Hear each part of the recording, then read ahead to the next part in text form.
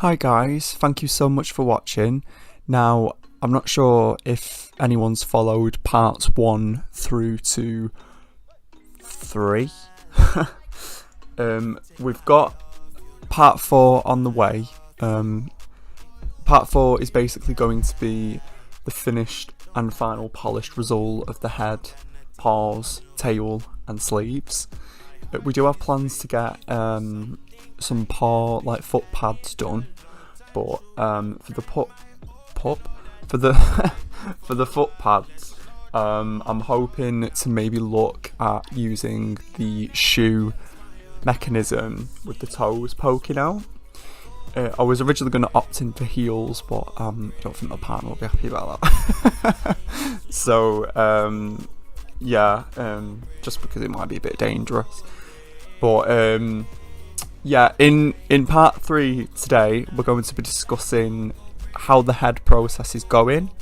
The resin head versus the foam base, and Pink's going to be discussing a little bit about that.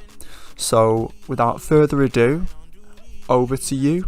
Thanks Pink, and have a lovely day people. Thank you for watching. Just a little update video about what I've done so far, how long it's taken me and things like that.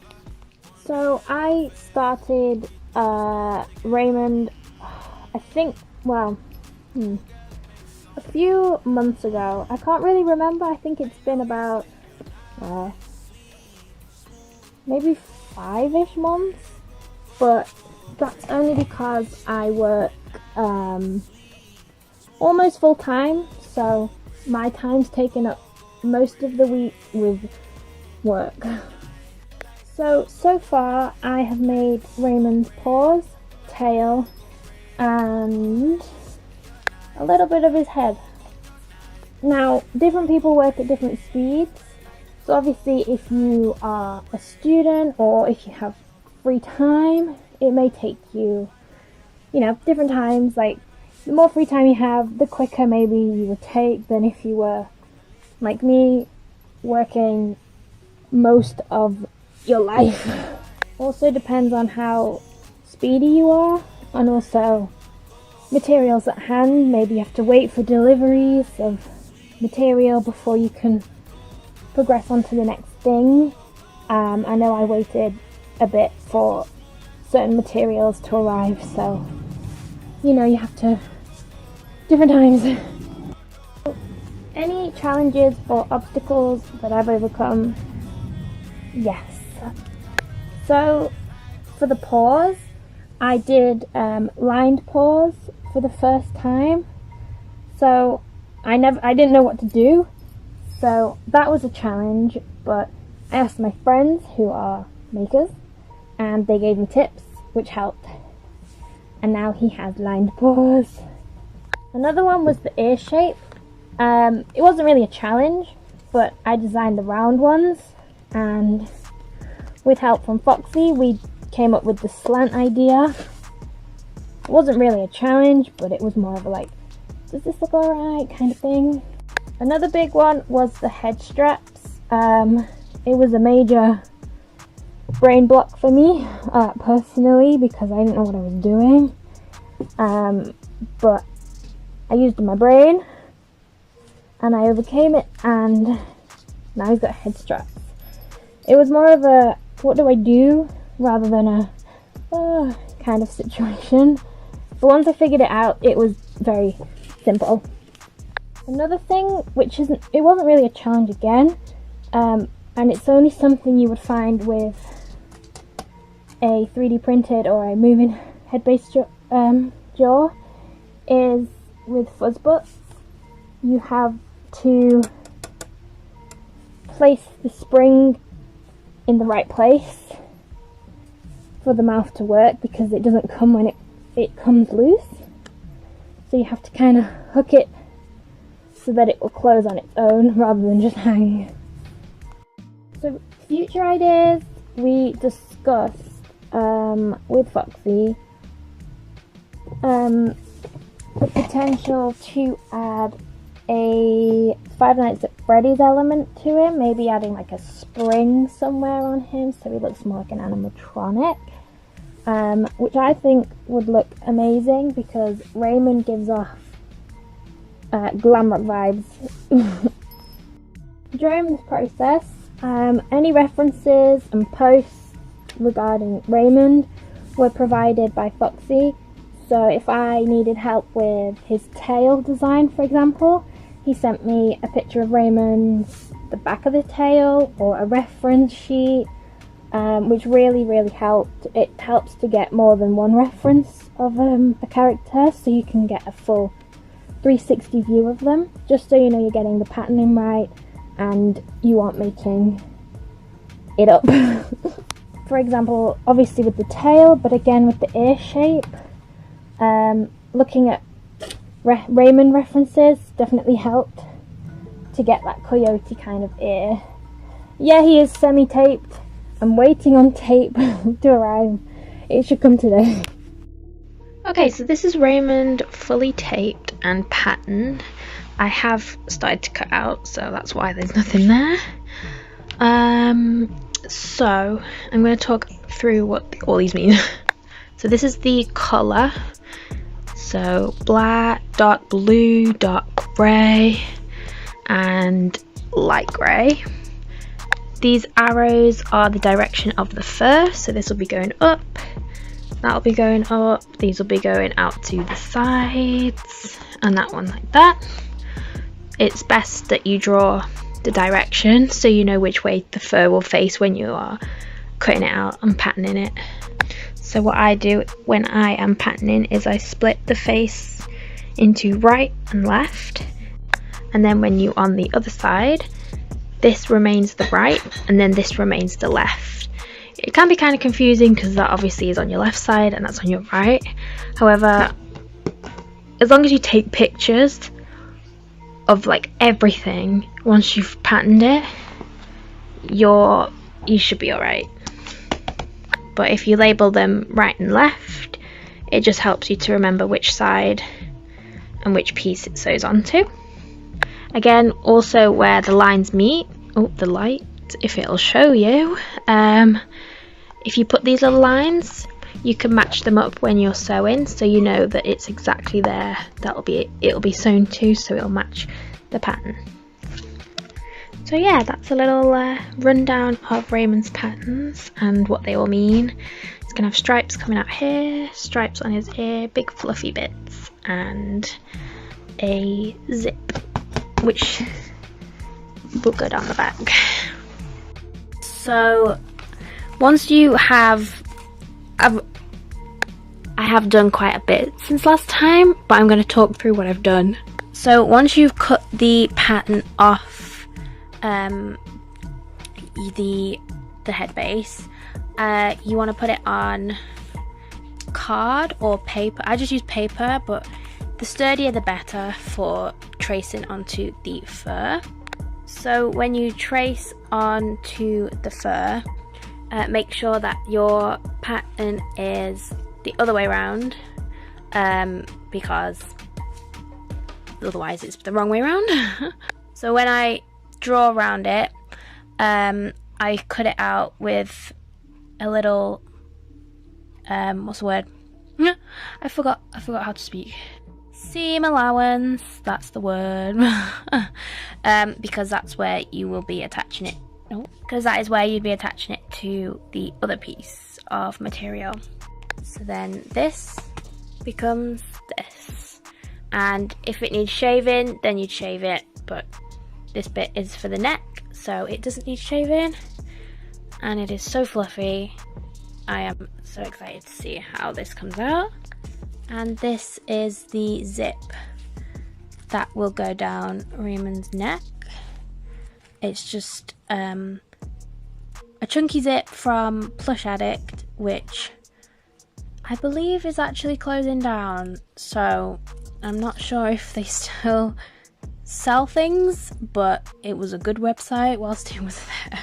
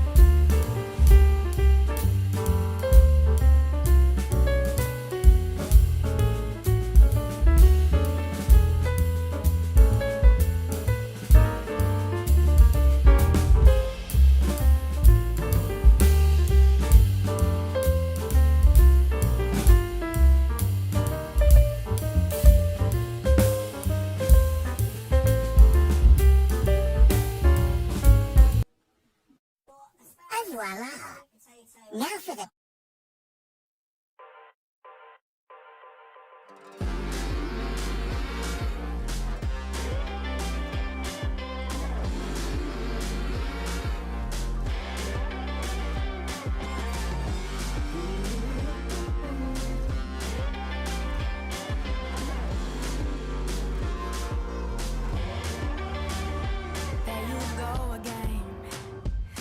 So handsome, oh, you have your way, and it's making me weaken.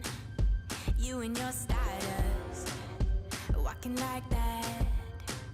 It's really getting too much, but I can't pull back.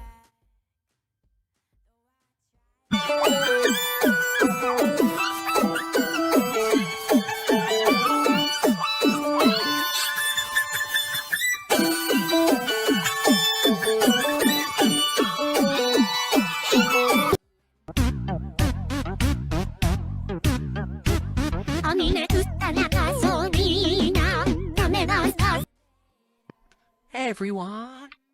I just wanted to say thank you for 300 followers. Thought I would do a little talky talk video.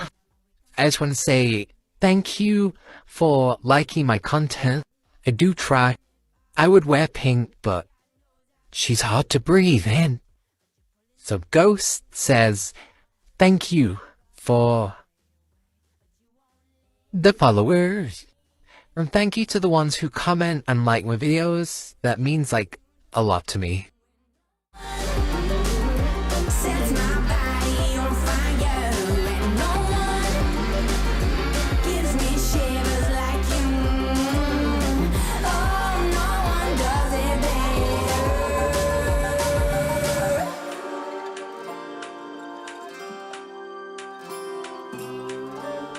better. I think the tricky part about being a fursuit maker is, well, it's managing the commissions, really.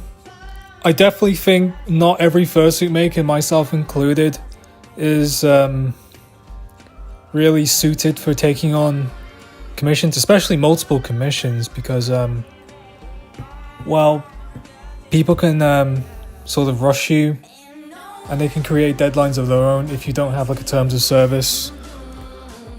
And that can really complicate things, and it can hurt you in the long run and hurt your business interests. So yeah, I first made a fursuit head in the summer of 2017. It was an absolute train wreck of a fursuit head. I don't think anything on it was sewn. It was mostly just held together with glue pretty much. That thing fell apart after like a year. But yeah, really it goes to show pretty much every single fursuit maker never gets it right the first time. Almost never.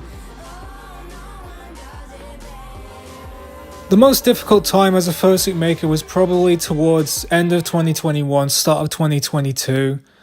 I think I took on one too many commissions at one time. I think I had so many outgoing costs, so really I had no choice but to take on a whole batch of commissions. But there was this one client who it was quite unpleasant, but basically they shortened the deadline to Confuzzled, which took place in May of 2022. So yeah, basically I had to rush that fursuit head. It was a pretty complex design as well, so yeah, I basically just like crammed a lot of hours into making that thing. It's a miracle I even finished it, to be honest. Beginner fursuit makers, first and foremost, don't rush into making commissions. You need to like basically dip your toes into the whole making process and get yourself really, really familiar before you even think about starting commissions or pre-mades or whatever. You gotta think as well, are you doing it for like a hobby, or are you gonna like foray into like a business? You got to really evaluate that as well, like think in the long term of what you're going to do. There are a lot more fursuit makers than there were, say, a decade ago. Like the market is very saturated, but I mean, doesn't mean it's like impossible or that you should be discouraged in like starting up a business if that's what you choose to do. But I will say there's I'm not trying to like cause offense, but the majority of people tend to like venture into this one cutie style, and I think that's kind of like it's a bit drab now. Like, you should really like explore designs and just experiment, really. Like, find your own sort of design that works for you and is also distinct in that manner. I mean, there's loads of different styles. You can make it, you know, cute in your own way, or a bit more dark, macabre, or like kind of like a toothy design, like with like a big mouth, or could have like horns or antlers, or, you know, just go crazy, go hog wild, figure out what, like, you know, just express yourself, really. Like, it's a form of art, it's a form of expression, so see it as that and not as like a chore. I myself am not per se doing any fursuit commissions right now. They're kind of like on hiatus, if that makes sense, but I'm in the slow process of working on pre-made suits, because I've heard those can sell considerably well at conventions. Probably doesn't make as much money as commissions, but it, you know, it's a good side hustle for any, like, you know, maker that wants to, you know, put a pause on commissions. At least from, you know, that's it's an anecdote, but, you know, that's what I've heard. It's like, you know, it's a good side hustle. At the minute, I'm working on a suit for my partner and a suit for my good friend Anthony, who is probably listening to this right now. I also have a whole bunch of other projects on the back burner. For instance, I do have my personal suit, which has kind of been in disrepair. I've been meaning to get around to fixing it up for another event, so I'm anticipating that. Okay, so basically, resin heads and foam heads, or at least heads like majority like made of foam, you know, they both have their own pros and cons. Like, for instance, like foam heads are typically lighter and the more versatile in what you can shape, whereas with a resin head, like, sort of, if you have like a feature of it you don't like, it's kind of harder to alter. Foam heads are typically more versatile in what you can basically on the level of realism. When it comes to the design, it's basically the imagination's your limit when it comes to those. That's not to say resin heads are bad, you know, because some of them honestly look absolutely incredible.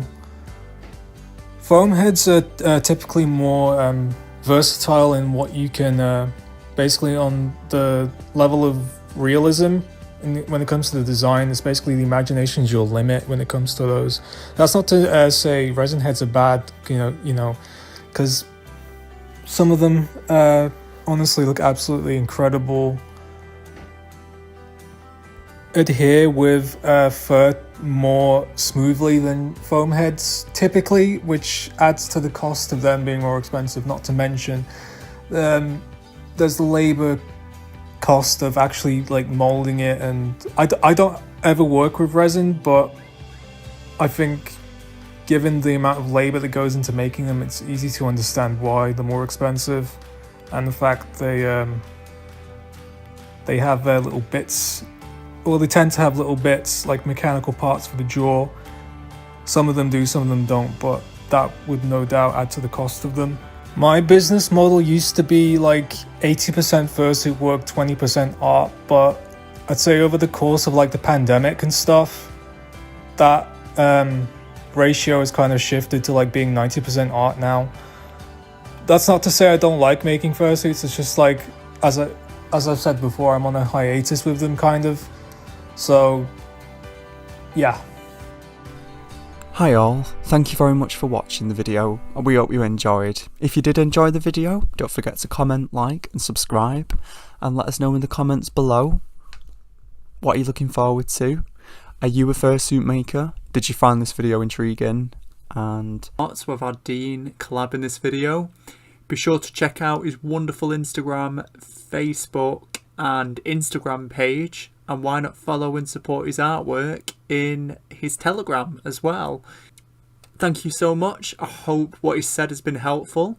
And to everyone watching, thank you so much for being so supportive. You're all amazing.